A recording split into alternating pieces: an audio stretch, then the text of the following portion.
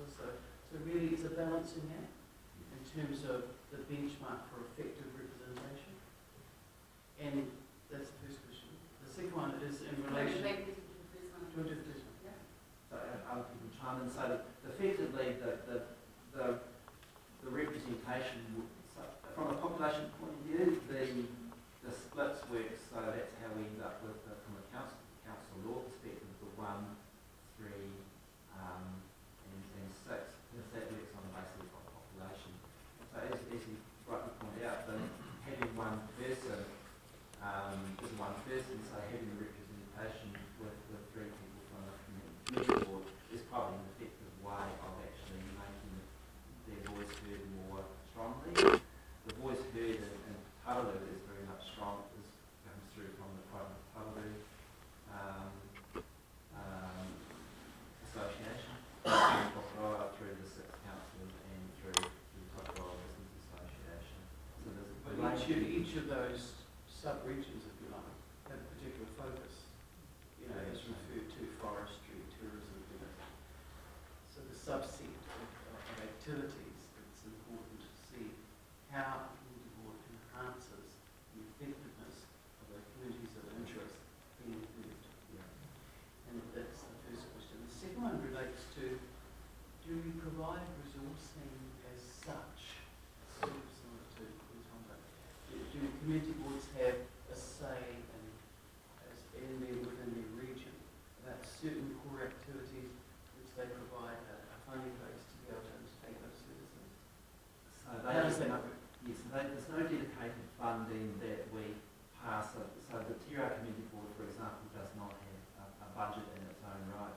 So they rely on the processes of the 6 weekly meetings and annual plan submissions and the general interaction and quite a significant amount of general interaction that we have between the people from the TRA Community Board at a staff and council level.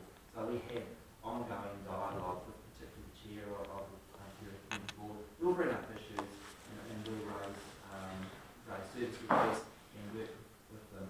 So I think at a strategic level, what we're trying to do is strongly enforce in the 3 particular areas is what is that concept plan. So we're doing 3 different things in the 3 towns.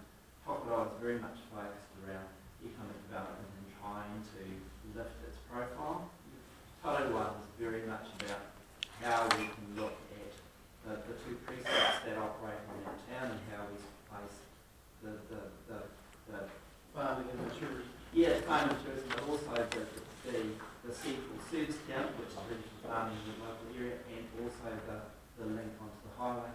Here is very much what is the vision, what is the image of Tokoroa which we want to create, and the first step is saying what can we do to help sort out that the highway parking safety aspects around here.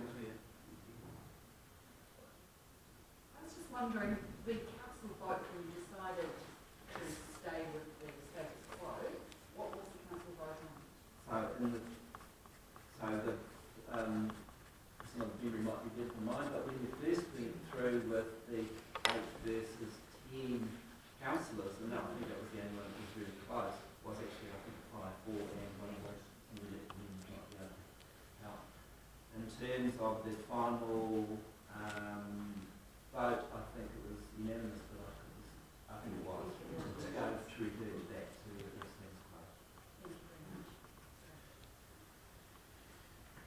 Right, thank you. Mr. Young. Thanks very much. I just set my little timer here, but really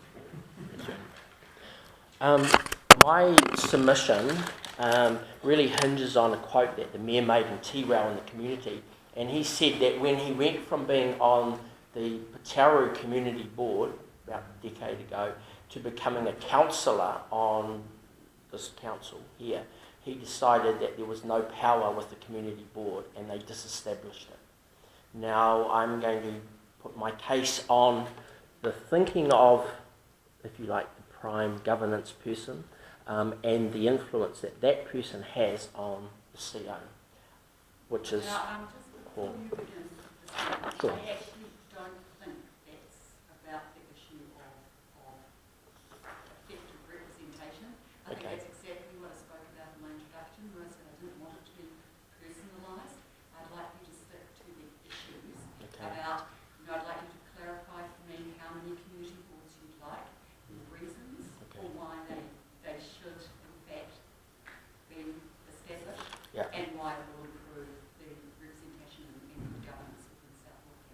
Okay, and just keep feedback to keep me on track. I don't disagree with the chartered accountant today and occasionally acting CEO Ben Smith's presentation. Those are factually correct as I understand them, so I have no disputes about the dates and where they went. I do want you to ask questions when you do ask them and they write a reply. What were the numbers of the public that turned out in the Artimuri Hall? What were the numbers that turned out in the Arapuni Hall? No, but it's important. Please just state your case. Okay.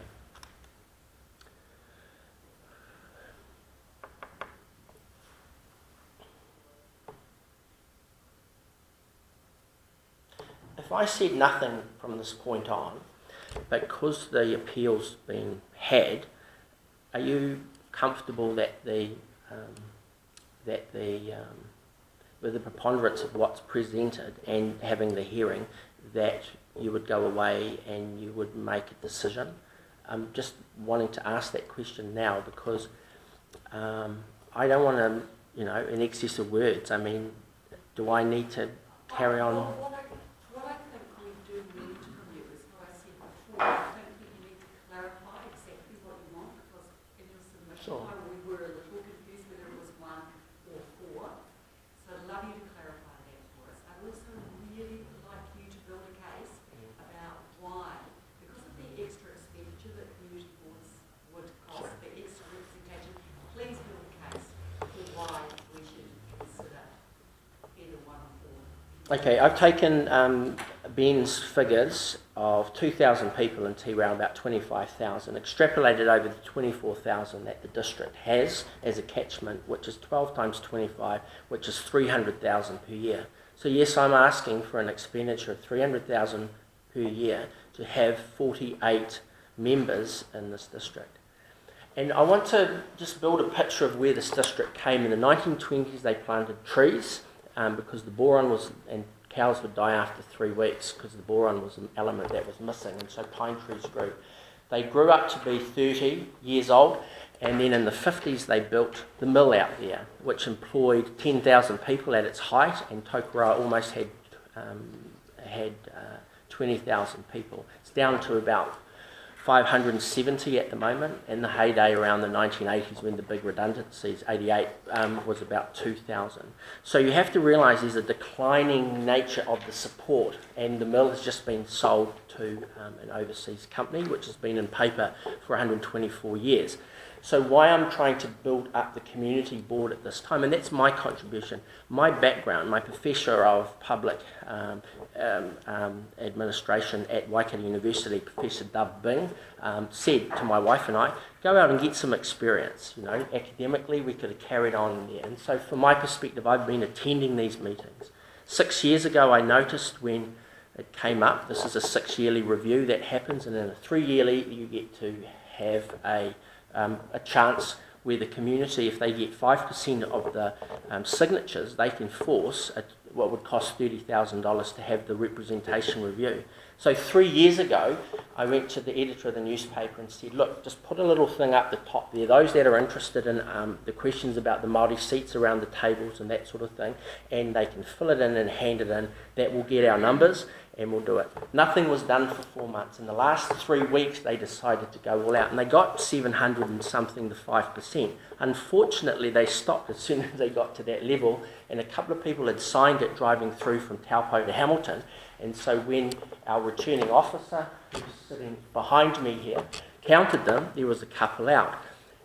The council, in their wisdom, found that someone had signed 2 of them, so they took that to the police for prosecution, and so there was a whole rearing back 3 years ago of our community with regards to this wanting to have this community board and a representation review and that. So a lot of the numbers you heard from Ben, which were accurate, of nobody in the rooms or no councillors turning up who